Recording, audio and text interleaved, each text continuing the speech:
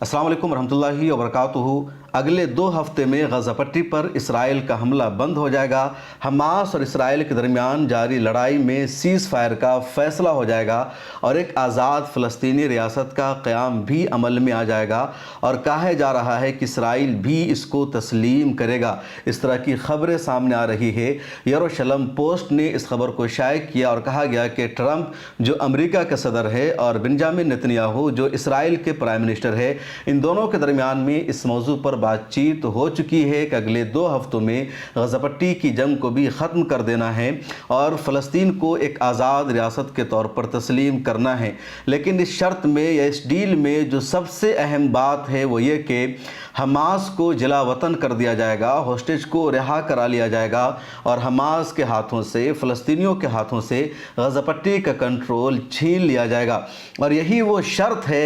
जिसकी वजह से पिछले 1 सालों से सीज़ फायर नहीं हो पा रही है, जंगबंदी नहीं हो पा रही है और आज तक लगातार अमेरिकी सदर ट्रंप ने कोशिश की, बेंजामिन नेतन्याहू ने कोशिश की, पूरी दुनिया ने कोशिश की, लेकिन हमास ने इस शर्त को काबिल अमल नहीं होने दिया। हमास का, फ़लस्तीनियों का साफ कहना है कि हमारा गज़ा पट्टी है, ये हमारा देश है और हम क्यों अपने इलाक़े पर हुकूमत नहीं करेंगे। अमेरिका और इज़राइल कौन होता है अपना फ़ैसला हम पर थोपने वाले, हमारे हाथों से इक़्तिदार छीनने वाले। और यही वजह है कि पिछले दिनों में जब दुनिया की कई बड़ी बड़ी जंगें रुक गई है, सीज़ फायर हो गया है, इंडिया और पाकिस्तान की लड़ाई रुक जाती है, ईरान और इसराइल की लड़ाई रुक जाती है, कई और मुल्कों की लड़ाइयों में कमी आई है, लेकिन गज़ा पट्टी की जो लड़ाई है, गज़ा पट्टी पर इसराइल का जो हमला जारी है वो 23 महीना से जारी है और अभी तक इसको कोई रुकवा नहीं सका। और जब दुनिया ने तवज्जो नहीं दी गज़ा पट्टी पर, हमास पर, फ़लस्तीन पर, तो उन लोगों ने तने तनहा मुकाबला किया और रोज़ाना फ़लस्तीन से कुछ ना कुछ ऐसी ख़बरें आ जाती है कि ना चाहते हुए भी पूरी दुनिया की तवज्जो गज़ा पट्टी पर, इसराइल पर मरकूज़ हो जाती है और पूरी दुनिया इस बात को मान रही है कि इसराइल गज़ा पट्टी में जेनोसाइड कर रहा है, कत्ले आम कर रहा है और हमास के जो लड़ाके हैं लगातार फ़ाइट कर रहे हैं, जिद्दोजहद कर रहे हैं। कल मैंने बताया था कि हमास के लड़ाकों ने एक बख्तरबंद गाड़ी पर हमला किया और 7 इजरायली आर्मी की उसमें हलाकत हो जाती है। पिछले दिनों भी उन लोगों ने हमला करके इजरायली आर्मी को हलाक किया। आज भी गज़ा पट्टी से खबर सामने आई है कि हमास के लड़ाकों ने 2 इजरायली बख्तरबंद गाड़ी पर हमला किया और वो जो दोनों गाड़ी है तबाह हो गई है, लेकिन उसमें इजरायली आर्मी का कितना नुकसान हुआ उसकी डिटेल्स सामने नहीं आई है। लेकिन कुछ वीडियो ऐसी सोशल मीडिया पर शेयर की गई है जिसमें चीखने और चिल्लाने की आवाज़ें सामने आई है और ये पूरा वाक़या बता रहा है कि हमास के लड़ाकों की तरफ से रेजिस्टेंस लगातार जारी है, फाइट लगातार जारी है। और जो सबसे बड़ी बात हुई है कि 23 महीना हो जाने के बावजूद भी इसराइल की हुकूमत, उसकी इंटेलिजेंस, उसकी एजेंसी एक भी होस्टेज को अपने दम पर हमास के हाथों से नहीं आज़ाद करा सकी है। गज़ा पट्टी का पूरा इलाका इन लोगों ने खाली करा लिया। एक एक फैमिली को, एक एक शख्स को या गज़ा पट्टी के एक एक घर को 30 मरतबा दूसरी जगह शिफ्ट होने के लिए कहा गया, बार बार नकल मकानी कराई गई। तमाम इलाकों के लोगों ने चटियल मैदान में तब्दील कर दिया। इसके बावजूद ये लोग अपने दम पर एक भी होस्टेज को आज़ाद नहीं करा सके। तमाम हस्पतालों के लोगों ने तबाह कर दिया। अमेरिकी सदर डोनाल्ड ट्रंप ने कई मरतबा बेंजामिन नेतन्याहू से जंग बंदी की, सीज़ फायर की कोशिश की और हर मरतबा यही शर्त रखी गई कि हमास का कंट्रोल गज़ा पट्टी पर नहीं रहेगा और हमास ने शर्त को मानने से हमेशा इनकार किया। पिछले दिनों फतह ग्रुप के सदर महमूद अब्बास को सामने लाया गया और उन्होंने भी फ़लस्तीनियों से गद्दारी करते हुए कहा कि हमास का कंट्रोल गज़ा पट्टी पर नहीं रहना चाहिए। 7 अक्टूबर का हमला हमास का गलत था और हमास की वजह से गज़ा पट्टी में पूरी तबाही मची है। तो इजराइल और अमेरिका के दबाव में महमूद अब्बास को भी इस तरह का बयान देना पड़ा जिस बयान की पूरी दुनिया ने मुखालफत की, क्योंकि फ़लस्तीनियों के कौज़ के ख़िलाफ़ बयान था, गद्दारी थी। अरब यरूशलेम पोस्ट ने, रॉयटर्स ने और दूसरे इंटरनेशनल मीडिया हाउसेज ने या इसराइल के कुछ लोकल अखबारात ने जो खबर शाये की उसमें बताया गया कि ट्रंप और बेंजामिन नेतन्याहू ने आपस में बातचीत की है और बातचीत करके इन लोगों ने कहा कि अगले 2 हफ्तों में गज़ा पट्टी में भी जंग बंदी हो जाएगी, डील हो जाएगी और गज़ा पट्टी का जो कंट्रोल है हमास से छीन लिया जाएगा और गज़ा पट्टी पर ना तो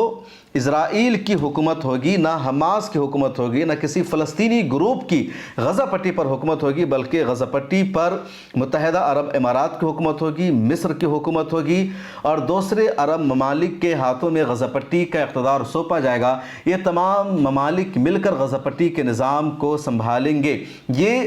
بنجامن نتن یاہو نے اور ڈونلڈ ٹرمپ نے مل کر منصوبہ بنایا ہے اور پچھلے 1 سال سے منصوبہ بنایا جا رہا ہے، لیکن اس پر کام نہیں ہو سکا۔ اس کے بعد اس منصوبے کا جو اگلا پارٹ ہے وہ یہ کہ تمام ہوسٹیج کو ریلیز کرا لیا جائے گا اور حماس کے جتنے رہنما ہیں ان سب کو جلا وطن کر دیا جائے گا، ان کو غزہ پٹی میں نہیں رہنے دیا جائے گا۔ غزہ پٹی چھوڑنے پر حماس کے تمام رہنما کو، گروپ لیڈرز کو مجبور کیا جائے گا۔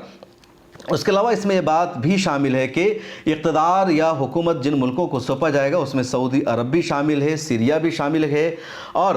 دوسرے عرب ممالک کے بھی اقتدار کو یہاں بڑھایا جائے گا۔ اس کے بعد ایک اور اہم بات شامل ہے اور وہ یہ کہ فلسطین کا جو بچا کھچا ایریا ہے وہاں ایک آزاد فلسطینی ریاست کا قیام عمل میں لایا جائے گا، ایک آزاد فلسطینی ریاست کو تسلیم کیا جائے گا اور جو یروشلم کا ایریا ہے، جو بیت المقدس ہے، جو ہمیشہ سے تینوں مذہب کے لیے مقدس رہا ہے، ہمیشہ جو انٹرنیشنل شہر رہا ہے، اس پر اسرائیل کا ہی کنٹرول رہے گا۔ اس کے علاوہ بھی فلسطین کے جو دوسرے اہم علاقے ہیں وہاں پر بھی اسرائیل کا ہی کنٹرول رہے گا اور اس کو امریکہ تسلیم کرے گا۔ جو خبر ہے وہ یہ کہ جو یعنی ویسٹ بینک کی جو سورنٹی ہے تو مکمل طور پر آزاد نہیں رہے گی بلکہ جزوی طور پر رہے گی اور یو ایس ریکگنائز کر لے گا some Israel's control Israel backs two state, تو یعنی اسرائیل کا جو کنٹرول میں رہے گا، اسرائیل کا بیک سپورٹ رہے گا جس اسٹیٹ کو، جس علاقے کو، اس کو ہی یو ایس ایک اسٹیٹ کے طور پر تسلیم کرے گا۔ اور اب اس خبر میں جو سب سے بڑی بات ہے وہ یہ، اور ہیڈ لائن میں بھی آپ نے دیکھا کہ ابراہیم اکڑ جو ہے یا جو ابراہیمی معاہدہ ہے اس کو آگے بڑھایا جائے گا کہ ابراہیمی معاہدہ جو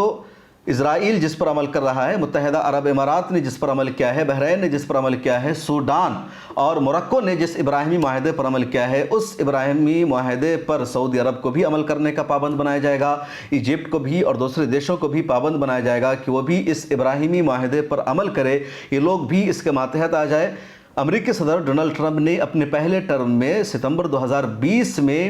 ابراہم اکٹ کو انٹروڈیوس کرایا تھا جس میں کہا گیا تھا کہ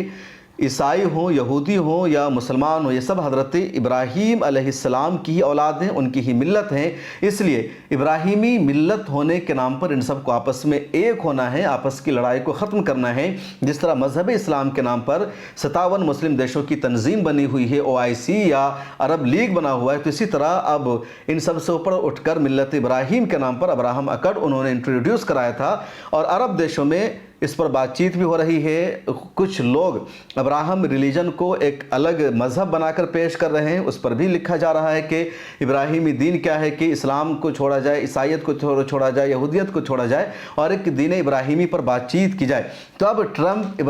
ابراہم اکٹ کو آگے بڑھانے کی کوشش کر رہے ہیں اور وہ یہ چاہتے ہیں کہ جب فلسطین کو ایک آزاد ریاست کے طور پر تسلیم کر لیا جائے گا، بھلے ہی اہم علاقہ اسرائیل کے کنٹرول میں ہوگا، تو سعودی عرب اور دوسرے ممالک کا بھی اسرائیل کے ساتھ سفارتی رشتہ بحال ہو جائے گا اور اگر ایسا ہوگا تو مڈل ایسٹ کے زیادہ تر ممالک پھر اسرائیل کے ساتھ ہو جائیں گے، ایران تنہا ہو جائے گا۔ اور جو فلسطین کو آزاد کرانے کی جد و جہد ہے، قبل اول کی آزادی کی جو لڑائی ہے، یہ لڑائی ایک طرح سے بہت پیچھے چلی جائے گی اور یہی وجہ ہے کہ جب 7 اکتوبر 2023 کا حملہ حماس نے اسرائیل پر کیا تھا، طوفان الاقصی آپریشن شروع کیا تھا حماس نے، تو اس کے پیچھے ایک بڑی وجہ یہ تھی کہ لگاتار خبریں سامنے آ رہی تھی کہ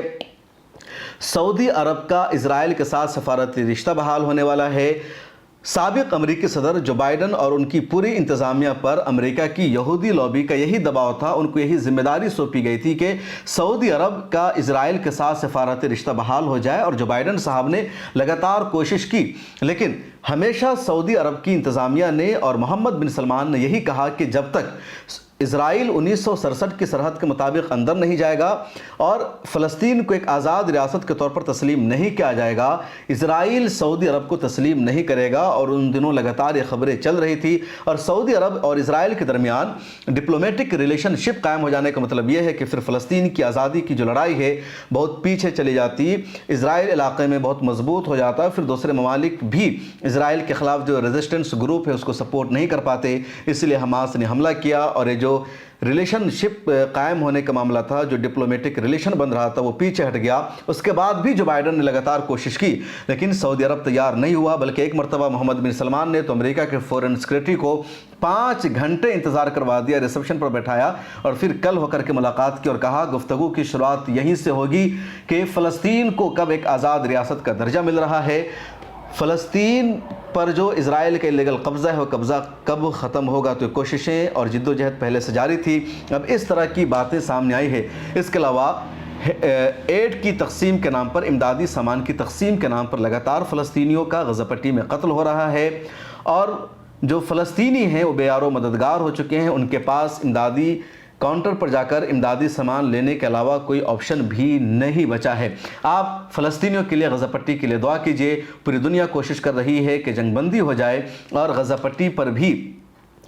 اسرائیل کا حملہ بند ہو جائے اور پوری دنیا میں شانتی آئے، کیونکہ پچھلے 23 مہینہ سے غزہ پٹی پر لگاتار حملہ جاری ہے اور غزہ پٹی قبرستان میں تبدیل ہو چکا ہے۔